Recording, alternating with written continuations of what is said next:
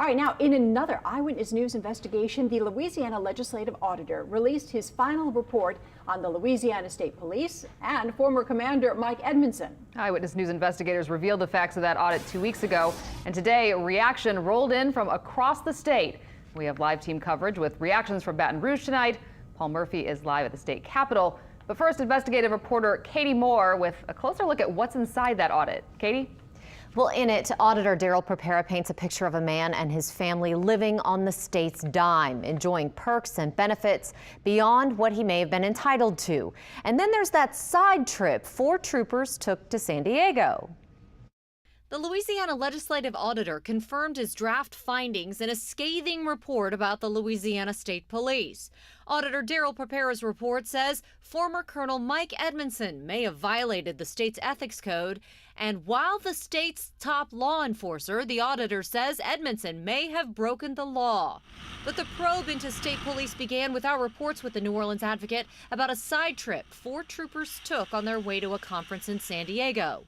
Auditors found overall, travel to that conference cost the state more than $85,000, with the side trip adding $13,000 in unnecessary costs.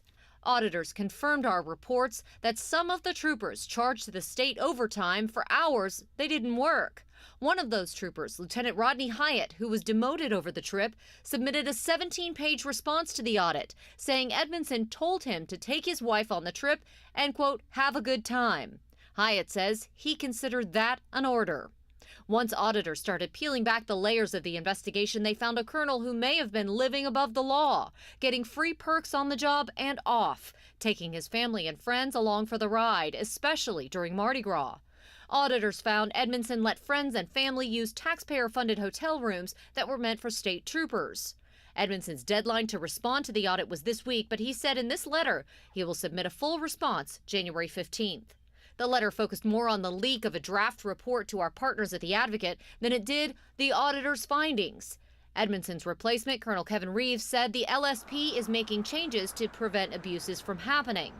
Governor John Bel Edwards called the findings disturbing about, quote, abuses of power from the state's previous leader. Edwards went on to say he's confident Reeves will send the state police in a positive direction.